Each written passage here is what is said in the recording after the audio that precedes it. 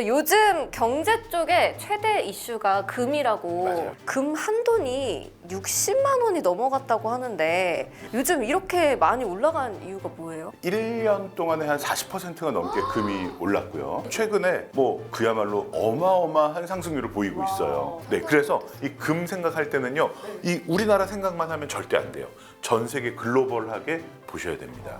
그러면 금 지금 충분히 내가 올랐고 수익을 보고 싶어요 하는 분은 매각하시는 것도 좋지만 당장 대안이 그러면 찾아서 현금으로 둘 거냐, 그럼 주식 채권을 할 거냐라고 본다면 내 포트폴리오의 일부는 안전자산이라고 불리는 금으로 10에서 15% 정도는 보유하고 계시는 것을 추천을 드리고 싶어요.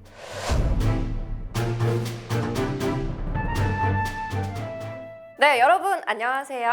샘입니다. 자, 저희가 저번에 원자재 투자에 대해서 얘기를 하면서 금 투자에 대해서 살짝 얘기를 했었는데요. 요즘 금값이 고공행진을 하고 있습니다. 안 그래도 이 금 투자에 대해서 한 번 더 깊게 좀 배워보면 어떨까 생각을 했었는데 오늘 금 투자에 대해서 마스터하기 위해서 이분이 또 나와주셨습니다. 조재영 부사장님 안녕하세요. 네, 안녕하세요. 요즘 경제 쪽에 최대 이슈가 금이라고 맞아요. 네, 하던데요. 저도 알고 있습니다. 아무리 모르는 저라지만 금값이 많이 올랐다는 건 알고 있는데 금 한 돈이 60만 원이 넘어갔다고 하는데 네. 요즘 이렇게 많이 올라간 이유가 뭐예요? 그러니까 벌써 1년 동안에 한 40%가 넘게 금이 올랐고요. 최근에 뭐 그야말로 어마어마한 상승률을 보이고 있어요. 이제 금은 사실 우리 모두가 좋아하잖아요. 네네. 그런데 이제 요새 유난히 더 좋아하는 이유가 전 세계적으로 불안감 때문에 이 안전자산의 대명사하면 역시 뭐예요? 금이잖아요. 그래서 금에 대한 관심들이 굉장히 높아졌다는 거 부인할 수 없고요. 네. 그런데 여기서 우리가 조금 착각하면 안 될 거 한 가지 말씀드릴게요. 네. 금은 우리나라 사람들이 아무리 좋아해도 그 영향력은 굉장히 미미해요. 크게 한번 볼게요. 네. 금은 크게 세 군데에서 주로 매입을 합니다. 네. 첫 번째는 각 나라의 중앙은행들이 매입을 해요. 그러니까 우리나라로 치면은 한국은행. 그렇죠. 네. 뭐 미국 하면 연준 뭐 이런 데가 있는데 이 중앙은행에서는 자기 나라의 화폐 가치가 좀 하락할 것 같으면 아니야 우리 이렇게 튼튼해라는 걸 보여주기 위해서라도 금들을 사 모읍니다. 우리나라 한국은행도 금을 가지고는 있어요. 네. 몇 톤 정도 가지고 있냐면 104톤 정도 가지고 있어요. 근데 이거는 우리나라 외화 보유고에서 차지하는 비중이 한 1% 정도? 그러니까 그렇게 높진 않죠. 그러네요. 네. 그런데 반면에 제일 많이 갖고 있는 나라는 어딜까요? 그 나라의 중앙은행 중에서. 미국 그렇죠. 아닐까요? 네. 미국은 자기네 나라가 워낙 기축통화기 때문에 다른 나라의 통화를 굳이 가지고 있을 이유가 별로 없는 거죠. 그래서 주로 제일 믿을 만한 금을 가지고 있단 말이에요. 우리나라가 아까 104톤 정도 가지고 있다 그랬잖아요. 네. 미국이 몇 톤을 가지고 있냐? 거의 8,000톤이 넘게 가지고 있습니다. 8천 돈이요? 8,000톤, 8,100톤 이상. 와우. 네. 그러니까 뭐 비교가 안 되죠. 네. 이 유럽이나 미국의 국가들은 외화 보유고 중에서 금이 차지하는 비중이 50%가 넘는다는 거예요. 그리고 얼마 전에 혹시 튀르키예, 옛날 터키가 화폐 가치가 뚝뚝 떨어졌었던 기억 있으시죠? 네. 이때 튀르키예 중앙정부에서 그 방어를 하기 위해서 금을 무지하게 사들였어요. 또 최근에는 폴란드가 또 금을 무지하게 사들이고요. 또 얼마 전에는 중국이 또 금을 사들였습니다. 이렇게 어느 나라가는 화폐 가치가 좀 하락하면 금을 통해서 자기네 화폐 가치를 방어하려고 한다는 거죠. 그래서 첫 번째 각 나라의 중앙은행들이 이렇게 금을 사들이기 때문에 가격이 좀 올라가는 면이 있고요. 두 번째는 산업적으로 정말 금이 필요해서 이걸 물건을 만들기 위해서 쓰는 수요도 늘어나고 있습니다. 예를 들면 그거 아세요? 전자제품에 금이 꽤 많이 들어갑니다. 네. 그래서 뭐 TV라든지 네. 뭐 비디오 테이프 또는 뭐 2차 전지 이런 데도 금이 들어가요. 물론 이제 24K가 들어가는 건 아니지만 그래서 도시 금광이라는 얘기가 있어요. 도시 금광. 예, 뭐냐면 이런 폐 가전제품을 모아서 여기서 금이 나오는 부분만 쏙쏙쏙 빼서 금을 뽑아내는 거예요. 그러면 돈이 되겠죠. 네, 이런 비즈니스도 있답니다. 그래서 산업적 수요도 좀 늘어나고 있고요. 하지만 금 가격을 좌지우지하는 건 이 두 가지보다도 더 큰 수요가 있는데 그게 당연히 이 개인들의 수요입니다. 그래서 뭐 우리 같은 사람들 또는 뭐 돈 많은 분들이 야 역시 주식 채권도 좋지만 금도 너무 좋은 것 같아 해서 뭐 골드 바를 막 이렇게 산다든지 아니면 금에 투자한다든지 금 관련된 금융 상품에서 금을 산다든지 개인적 수요가 압도적인데 여기에 놀라운 팩트가 하나 있습니다. 네. 자, 아까 중앙은행에서 금을 제일 많이 사는 곳은 어디라 그랬죠? 미국이요. 미국이 제일 많이 갖고 있다 네. 그랬죠. 그러면 개인 수요를 국가별로 이렇게 분류를 해보니까 압도적으로 1등인 나라가 있어요. 어느 나라일까요? 중국. 맞습니다.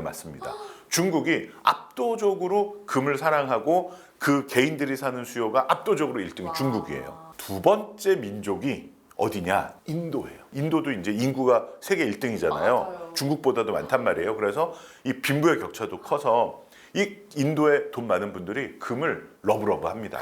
네. 그래서 이 중국과 인도 두 나라에서 사들이는 금의 양이 전 세계 금의 절반을 넘어요.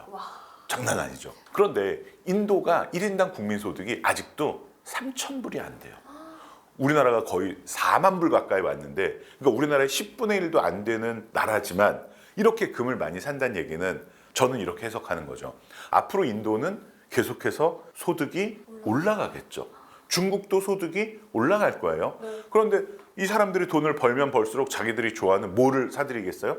금을 사들이겠죠. 그래서 장기적으로 금의 수요는 이들 중국과 인도의 탄탄한 경제 성장이 밀어줄 것이다 라는 기대감도 굉장히 큰 역할을 합니다. 네, 그래서 이 금 생각할 때는요, 이 우리나라 생각만 하면 절대 안 돼요. 전 세계 글로벌하게 보셔야 됩니다. 그러면 진짜 궁금한 게 네. 언제까지 이 금값이 오를까? 네. 지금 되게 비싼 것 같은데 뭐 수익을 좀 보신 분들 있잖아요. 그런 분들은 이제 좀 비싸니까 팔아도 되지 않나? 네. 라는 그거는 뭐 내가 이 정도에 만족한다라면은 파시는 것도 말릴 수는 없지만 저는 이렇게 생각해요. 잘 생각해 보세요. 비트코인 같은 가상자산이 굉장히 가격이 급등했잖아요.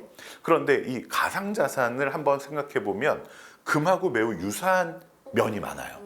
왜냐하면 우리가 지금까지 다뤘던 주식이나 채권 같은 것들 또는 부동산도 뭐를 발생시키냐면 캐시플로우를 발생을 시켜요. 주식에서는 뭐가 나와요? 1년에 한 번 정도씩 배당? 그렇죠. 배당이 나오죠. 채권에서는 이자 그렇죠. 부동산에서 뭐가 나오겠습니까? 월세가 나오죠. 그렇죠. 그런데 비트코인 같은 가상자산에서는 사실 나오는 게 없죠. 네.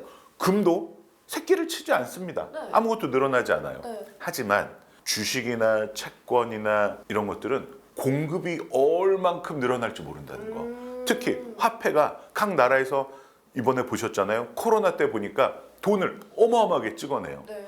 아니 이 똑같은 게 10개가 있는 줄 알고 샀더니 20개, 30개가 돼버리면 가치가 어떻게 되겠어요?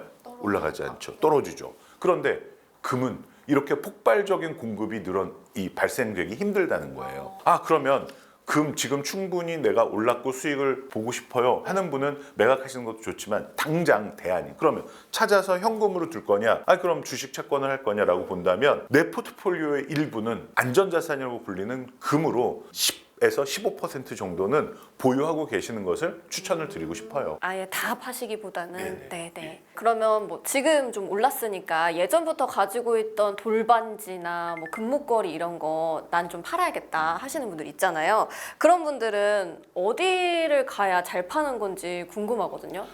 이게 조금 안타까운 얘기인데요. 우리가 투자하는 방법은 여러 가지가 있단 말이에요. 네. 뭐 은행에서 할 수도 있고 증권회사에서 할 수도 있고 그런데 내가 지금 현물금을 가지고 있는 경우에 파는 방법은 솔직히 한 가지 방법밖에 없어요. 그냥 우리가 알고 있는 소위 말하는 금은방에 가서 파는 방법밖에 없지만 잘 팔 수 있는 방법을 한번 말씀드려 볼게요. 네. 뭐냐면 가서 그냥 나 금 이만큼 있는데 이거 얼마 해주세요 이렇게 딱 물어보면 아마 금은방에서 보통 한 5% 가까운 마진을 가져갈 거예요. 근데 우리가 살 때도 한 5% 정도 마진을 냈단 말이에요. 거기다가 부가세 10%. 그러면 다 합하면 사며 팔면 20%가 날아가 버리는 거예요. 효율이 굉장히 떨어지죠. 그래서 뭐 일단 금으로 갖고 있는 건 어쩔 수 없으니까 이거 팔 때는 한번 준비를 하셔야 됩니다. 뭐냐 네이버나 이런 데 보면은 현재 금 시세가 나오죠. 네. 근데 요거는 달러 기준이죠. 그 다음에 1트로이 온즈당 가격이에요. 트로이 온즈. 네, 좀 낯설죠. 네. 이 금이나 은이나 이런 귀금속은 온스가 아니라 트로이 온즈라는 단위를 써요. 이 트로이 온즈는 31.1g 정도예요. 그러면 환산을 해보는 거예요. 1트로이 온즈당 뭐 2,936불이면 1g당 얼마구나 이게 나오겠죠. 그 다음에 여기다가 오늘의 원달러 환율 확인할 수 있잖아요. 네. 곱하면 1g에 얼마구나. 그럼 여기다가 우리가 갖고 있는 금들은 대부분 돈 단위로 가지고 있을 거예요. 그럼 한 돈이 몇 g이냐면 3.75g이란 말이에요. 네. 그러면은 3.75g을 딱 계산을 하면 오늘 시세가 한 돈당 얼마구나라는 거를 계산을 해가지고 이걸 들고 가는 거예요. 제가 쭉 보니까 지금 시세가 한 돈당 얼마인데 얼마 쳐주시나요? 그러면 이분들이 바짝 긴장하겠죠. 그렇죠. 아는군. 해가지고 아마 아무것도 모르고 그냥 와서 이거 사주세요 하는 사람보다 그래도 조금 더 신경 써주지 않을까 생각이 됩니다.